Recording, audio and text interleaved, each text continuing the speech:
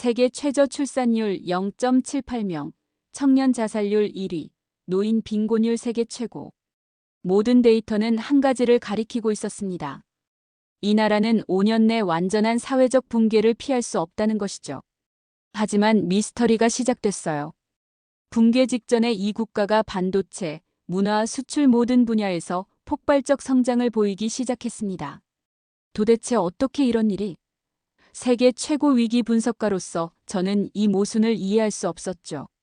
그래서 직접 한국행 비행기에 몸을 실었습니다. 그리고 그곳에서 목격한 현실은 제 20년 경력을 산산조각 냈어요. 서구 사회가 절대 인정하지 않는 충격적인 생존 방식, 위기 속에서만 활성화되는 한국만의 비밀 코드. 이 사실이 공개되면 전 세계 위기 대응 이론은 완전히 다시 쓰여야 할 것입니다. 지금 이 순간 그 금기의 진실을 최초로 공개합니다. 그 전에 1초면 누를 수 있는 구독과 좋아요 눌러주시면 영상 제작에 큰 힘이 됩니다. 저는 에바 라르센입니다. 유럽연합위기관리국에서 국장으로 일하고 있죠. 스웨덴 출신의 위기 대응 전문가로서 지난 10년간 전 세계 국가들의 위기 상황을 분석해왔습니다. 코로나 이후 각국의 회복 가능성을 평가하던 중 이상한 점을 발견했어요. 도저히 이해가 되지 않았습니다. 한국이라는 나라가 제 눈에 들어왔죠. 처음에는 그저 데이터의 한 줄에 불과했습니다. 출산율 0.78명, OECD 최고 자살률, 청년 실업률 급증. 모든 수치가 붕괴 직전 국가를 가리키고 있었어요. 저는 컴퓨터 화면을 2번 확인했습니다. 이 나라는 5년 안에 심각한 사회적 혼란에 빠질 것이라는 예측이 나왔죠. 그런데 다른 데이터를 보니 이상했어요. 수출 지표는 상승 중이었고 문화 콘텐츠는 전 세계를 휩쓸고 있었습니다. 세계 반도체 시장의 상당 부분을 점유하고 있었죠. 그리고 가장 놀라운 건 위기 회복 지표였습니다. 붕괴 직전이어야 할 나라가 회복 지표에서는 상위권이었어요. 이건 데이터 오류야. 저는 팀원들에게 말했습니다. 하지만 재검증 결과도 동일했죠. 데이터는 정확했습니다. 어떻게 이런 일이 가능할까요? 저는 한밤중에 사무실에 홀로 남아 한국에 관한 모든 자료를 뒤졌습니다. 이건 단순한 호기심이 아니었어요. 제 경력을 건 의문이었습니다. 붕괴했어야 할 나라가 더 강해지고 있다. 저는 보고서에 이 한 줄을 적었죠. 다음 날 아침 저는 상관에게 직접 한국행을 요청했습니다. 현장에서 확인해야 합니다. 이건 우리의 모든 예측 모델을 뒤집을 수 있는 사례예요. 상관은 고개를 끄덕였습니다. 비행기를 타기 전 동료 마르코가 저에게 물었어요. 왜 그렇게 집착하는 거야? 그냥 예외적인 케이스일 뿐이잖아. 저는 잠시 생각했습니다. 아니, 이건 예외가 아니라 우리가 놓치고 있는 무언가야. 세계 최고의 위기 대응 전문가라는 내가 이해하지 못하는 현상이 있다면 그건 반드시 연구할 가치가 있는 거지. 저는 그렇게 말했죠. 인천공항에 도착한 순간 저는 첫 번째 충격을 받았습니다. 공항은 너무나 완벽했어요. 깨끗하고 효율적이고 질서정연했죠.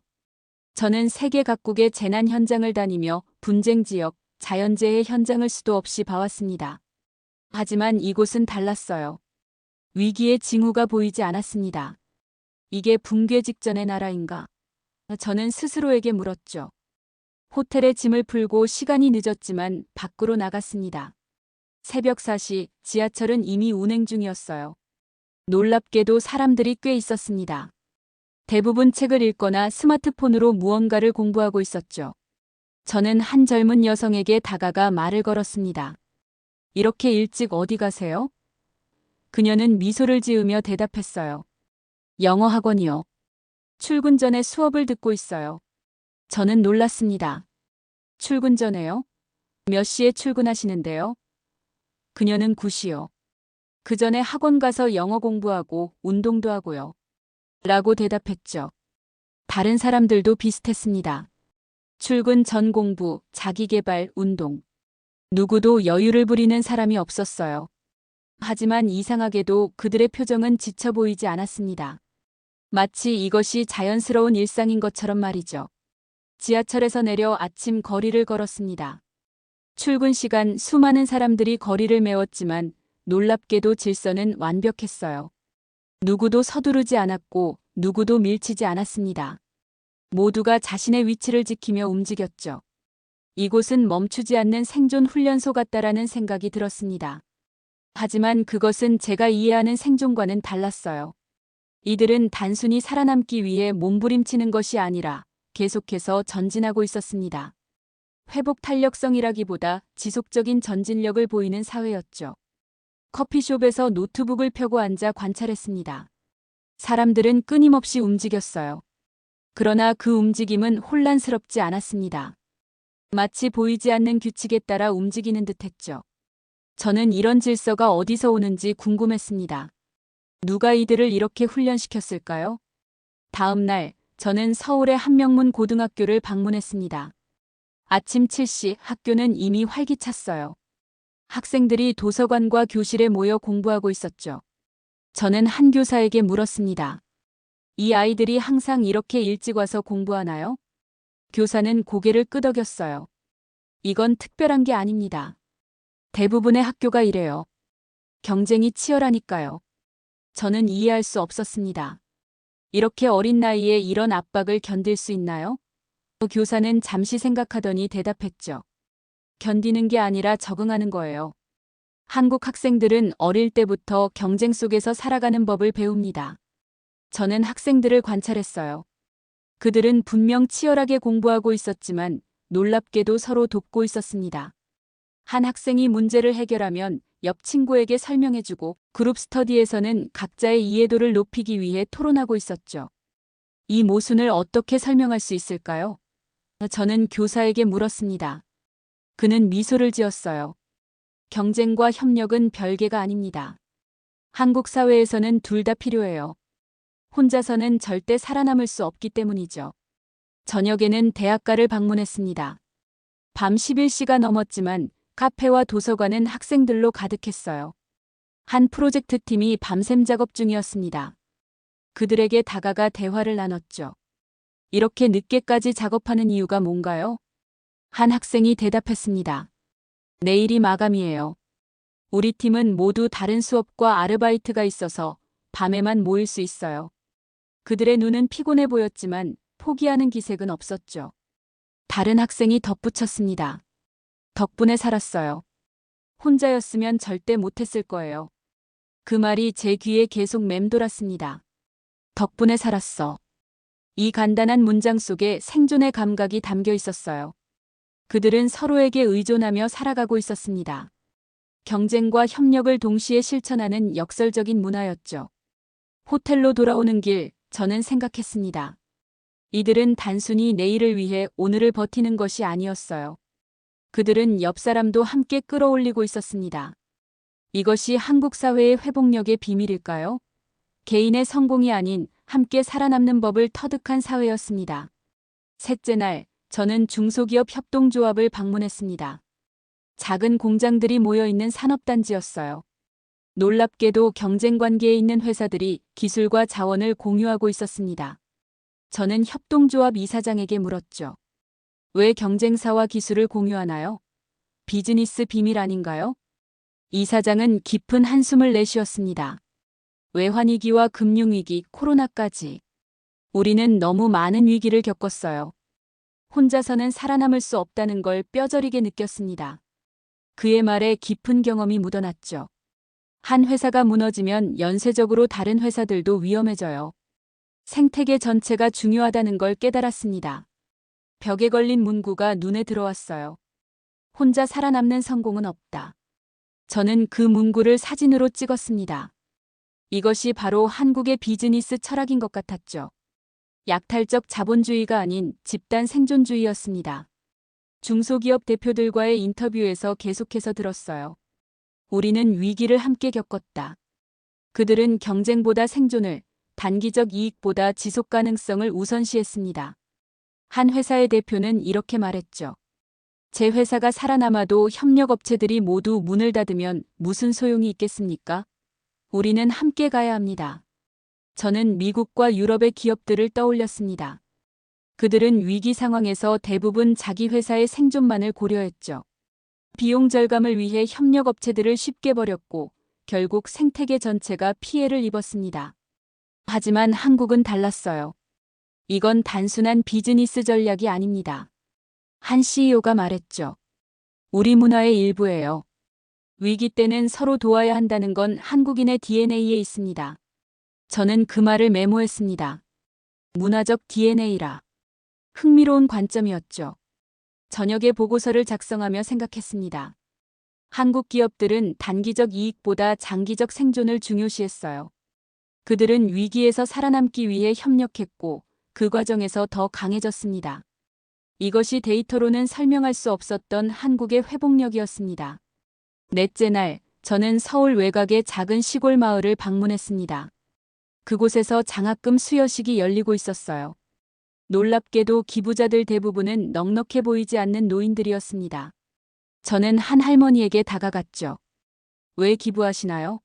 쉽지 않으실 텐데요. 할머니는 주름진 얼굴로 미소 지으셨습니다. 나도 어렸을 때 도움받았어. 이제 돌려줄 차례지. 그 단순한 대답에 저는 깊은 감동을 받았어요. 다른 노인들도 비슷한 이야기를 들려주셨습니다. 그들은 가난했지만 자신들보다 더 어려운 이들을 위해 기꺼이 나누고 있었죠. 행사가 끝난 후 장학금을 받은 한 청년과 대화를 나눴습니다. 이 장학금이 당신에게 어떤 의미인가요? 그는 진지하게 대답했어요. 저도 이 장학금으로 자랐습니다. 그리고 나중에 저도 누군가를 도울 거예요. 이게 우리 마을의 전통입니다. 저는 그 말에 깊은 인상을 받았습니다. 세대 간 자원의 순환. 받은 것을 다시 돌려주는 문화가 만든 회복 메커니즘이었죠. 이것은 제가 연구했던 어떤 위기 대응 시스템보다 강력해 보였습니다. 더 놀라운 것은 이 마을이 결코 부유하지 않다는 점이었어요. 오히려 경제적으로 어려워 보였습니다. 하지만 자원이 부족할수록 더 많이 나누는 아이러니한 현상이 일어나고 있었죠. 저는 마을 이장에게 물었습니다. 왜 가장 어려운 때 더 많이 나누나요? 이장은 잠시 생각하더니 대답했어요. 어려울 때일수록 서로 의지할 수밖에 없습니다. 혼자서는 버틸 수 없으니까요. 우리는 그걸 역사를 통해 배웠습니다. 그의 말이 제 마음에 깊이 와닿았습니다. 이것이 한국의 회복력의 비밀이었습니다. 위기가 오면 더 단단히 뭉치는 사회, 서로를 지지하고 나누는 문화였죠. 마을을 떠나며 저는 생각했습니다. 유럽에서 우리는 위기 대응을 위해 복잡한 시스템과 제도를 만들었어요. 하지만 여기서는 그저 받은 걸 돌려준다는 단순한 원칙이 사회 전체를 지탱하고 있었습니다. 이것이야말로 진정한 회복 메커니즘이 아닐까요? 다섯째 날, 저는 국립중앙박물관을 방문했습니다. 한국의 역사와 문화를 이해하고 싶었어요. 박물관 가이드는 한국의 다양한 유물과 역사를 설명해 주었습니다. 고려 청자의 아름다움에 감탄하고 있을 때 가이드가 흥미로운 이야기를 들려주었죠. 고려시대에는 기술을 독점하지 않았습니다. 도공들은 서로의 기술을 배우고 발전시켰어요. 그래서 단기간에 세계적인 수준의 도자기를 만들 수 있었죠. 저는 깊이 공감했습니다. 오늘날 한국 기업들의 협력 모델과 닮아 있었어요. 한글 전시관에서는 더 큰 충격을 받았습니다. 세종대왕은 왜 새로운 문자를 만들었나요? 제 질문에 가이드는 답했어요. 모든 사람이 쉽게 배우고 사용할 수 있는 문자를 원했기 때문입니다. 지식의 민주화였죠. 저는 그 말에 깊은 인상을 받았습니다. 지식의 민주화. 이것이 한국 사회의 근간이었습니다. 누구나 배우고 성장하고 발전할 수 있는 기회를 제공하는 철학이었죠. 한글이 보여준 지식의 민주화 정신은 오늘날까지 이어지고 있었습니다. 오후에는 전쟁기념관을 방문했어요. 한국 전쟁의 참상과 그 후의 재건 과정을 보며 저는 깊은 생각에 잠겼습니다. 전쟁으로 모든 것을 잃은 나라가 어떻게 이렇게 빠르게 회복할 수 있었을까요?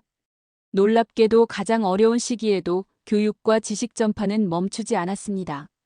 전쟁 중에도 학교와 도서관을 운영했고 재건 과정에서 교육이 최우선 과제였죠. 절망 속에서도 배움을 포기하지 않은 민족이었습니다.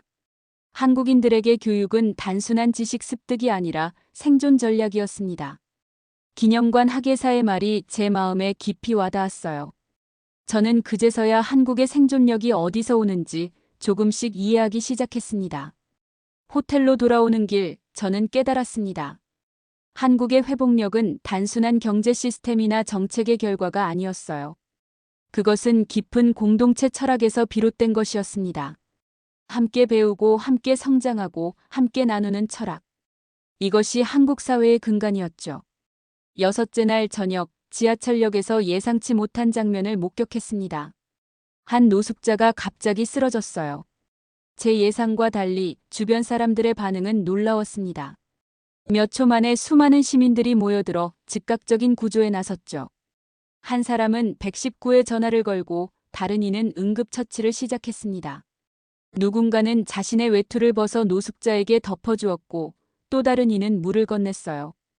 그들은 서로 모르는 사이였지만 마치 훈련된 팀처럼 움직였습니다. 저는 그 광경을 지켜보며 깊은 감동을 받았어요. 이것은 제가 연구했던 어떤 위기 대응 시스템보다 효율적이었습니다. 누구의 지시도 어떤 매뉴얼도 없었지만 모두가 알아서 자신의 역할을 찾아 행동했죠. 119가 도착한 후 저는 주변에 있던 한 여성에게 다가갔습니다. 항상 이렇게 서로 돕나요? 그녀는 조금 놀란 표정으로 대답했어요. 당연하죠. 어려운 사람을 그냥 지나칠 수는 없잖아요. 그녀에게는 이것이 너무나 자연스러운 일이었습니다. 그 순간 저는 깨달았어요. 이것은 단순한 훈련의 결과가 아니었습니다. 이것은 문화화된 생존 본능이었죠. 한국 사회는 살아남기보다 같이 살아남기를 선택한 것이었습니다. 그것은 무의식적 본능이 되어 있었어요. 저도 모르게 눈물이 흘렀습니다. 제가 왜 울고 있는지 스스로도 이해할 수 없었어요. 하지만 그 순간 저는 깊은 감동을 느꼈습니다. 이 작은 사건 속에서 한국 사회의 본질을 보았기 때문이었죠. 호텔로 돌아와 거울을 보니 눈가가 붉어져 있었습니다. 저는 웃음을 터뜨렸어요. 세계 최고의 위기 관리 전문가라는 제가 한 사회의 위기 대응 방식에 눈물을 흘리다니. 하지만 그것은 부끄러운 일이 아니었습니다. 저는 무언가 중요한 것을 배웠다고 느꼈죠. 그날 밤 저는 노트에 적었습니다.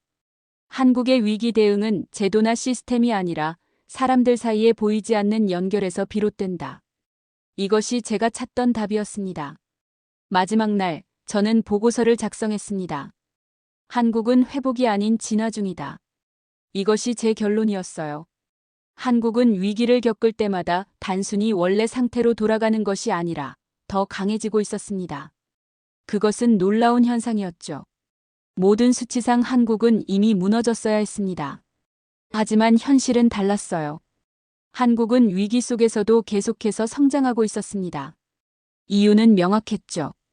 그들은 위기를 함께 극복하는 법을 알고 있었습니다. 보고서를 마무리하며 저는 생각했습니다. 우리가 연구해온 모든 위기 대응 모델은 재고되어야 해요. 한국의 사례는 우리의 이론을 뒤집고 있었습니다. 개인의 역량이나 국가의 자원보다 공동체의 연결과 문화적 가치가 더 중요했죠. 보고서를 제출한 후 저는 광화문 광장을 찾았습니다. 수많은 사람들이 바쁘게 오가는 모습을 보며 저는 깊은 경의를 느꼈어요. 이들은 매일 보이지 않는 전쟁을 치르고 있었습니다. 생존을 위한, 발전을 위한, 그리고 서로를 위한 전쟁이었죠. 저는 그들을 향해 고개를 숙였습니다. 아무도 저를 보지 않았지만 그것은 중요하지 않았어요. 저는 진심으로 이 나라와 사람들에게 경의를 표하고 싶었습니다. 그들은 제게 중요한 교훈을 주었기 때문이죠. 비행기를 타기 전 저는 노트북을 열어 마지막 문장을 적었습니다. 한국은 무너진 적이 없다. 다만 싸움의 방식이 달랐을 뿐이다. 그리고 덧붙였어요. 이 싸움은 총이 없는 전쟁이었다. 그들은 서로를 지키며 함께 전진했다.